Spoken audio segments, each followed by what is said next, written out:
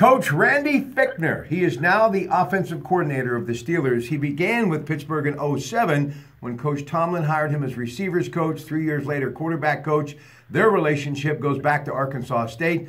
And the company that handles him is Vantage Management Group. And Greg Dayolis joins us now on the AT&T Sports Line from Legacy Studios. Congratulations, sir. You've got yourself a fine representative. Thank you, Mike, or Rob. I was just going to say, my partner Mike Simon and I just having wrapped up the details of that arrangement, and really happy to have that situation under wraps. It's a 3-year contract, and looking forward to having Randy there, getting things resolved on the offense, and then maybe upward and onward. You never know with regard to head coaching positions down the road and things like that. As the Steelers go, so go their coaching staff, and hopefully those things will go very well for Randy. He's a great guy. Well, I see it's all about really now that Ben has committed to the next 3 years. You got to make number 7 happy, and having his quarterback coach, I think Big Ben will be pretty happy about that, Greg. I agree with you, and you never know with Ben. I mean, sometimes he wobbles a little bit on the timings and all that good stuff, but we know for sure we got one year coming up, and that's going to be the most important aspect of what to focus upon for Randy is getting this Steelers offense back to where it should be in the postseason. Regular season, they do what they do, but most importantly is to be able to finish things off and win a Super Bowl. So Leonard Fournette, just trending. He's traveling in his beautiful Mercedes, Sunshine State, Jacksonville, I-295, and he gets hit by a Pennsylvania plate that happened to be a Steelers fan. He's okay. The car's okay, but it is about karma, I guess, one way or the other. And yes, it was not intentional. Hey, but how about that young man as we move forward to the conference championship weekend? 109 yards, bum ankle. He really, I think, was the blood and guts of Jacksonville, even though Blake Bortles and their defense. But Leonard Fournette, you got to give that young man, just a rookie, a lot of credit as they move on to New England this coming weekend.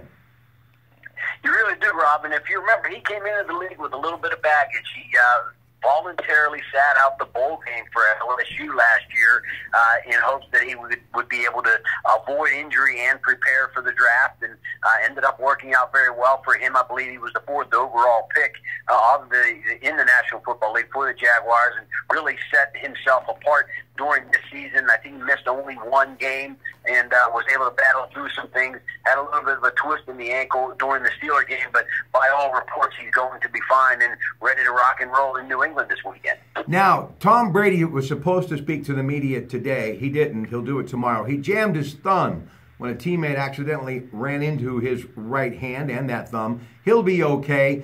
The question is, does Jacksonville have enough after that hard-fought win, 45-42 against the Steelers, to overcome, arguably, I don't think there's an argument, but for the sake of saying it, the greatest NFL team ever and quarterback? Greg.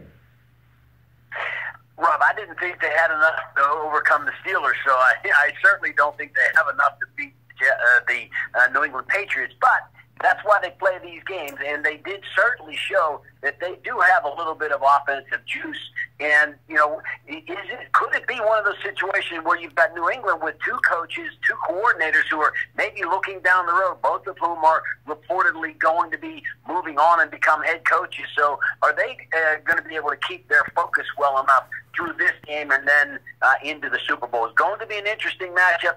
I think the line is 9, if I'm not mistaken, so far. That seems like a good number, or a lot of number of points, a big number of points for the Jaguars.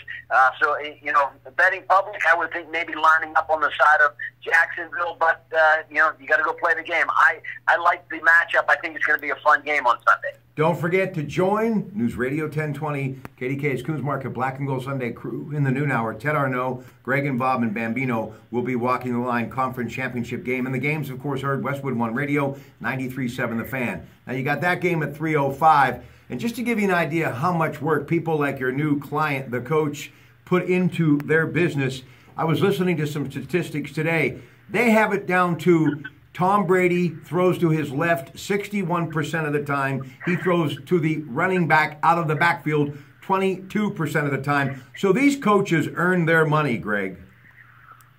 They do, and these analytics that come out nowadays, I mean, you can figure out all this stuff, how many times he throws one direction in a night game as opposed to a day game, as opposed to a 4 o'clock game or a 1 o'clock game.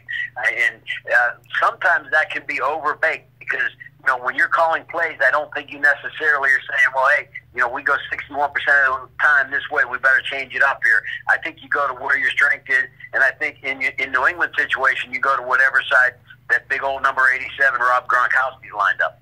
All right, now let's go to Lincoln Financial Field where they will be this coming Sunday, 640 Westwood One Radio, 93.7 The Fan. It is the Philadelphia Eagles taking on Minnesota. And, of course, Case Keenum rocked for Minnesota last week in that one against New Orleans. 318 yards and a score. Stephon Diggs catching the ball was huge for the Vikings. He had 6 catches, 137 yards and a score. But I'm sure LeGarrette Blount and Nick Foles will have something to say about it. How do you see this one unfolding, the late game on Conference Championship Sunday? Greg? Well, I think the Vikings have absolutely no business being in this game.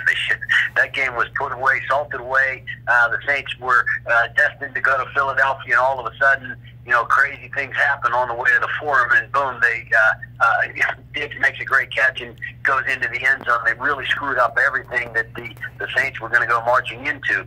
So it's going to be a strange matchup.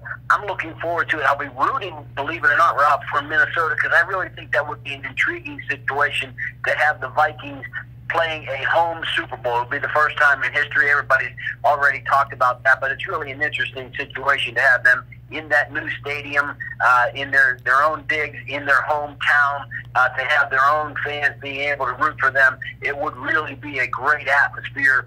But Nick Foles has really stood up here and showed that, hey, he's a high-quality quarterback, and with what else they've got going on in Philadelphia defensively and the rest, they look to be a good bet in this one, especially the fact that they are a home underdog.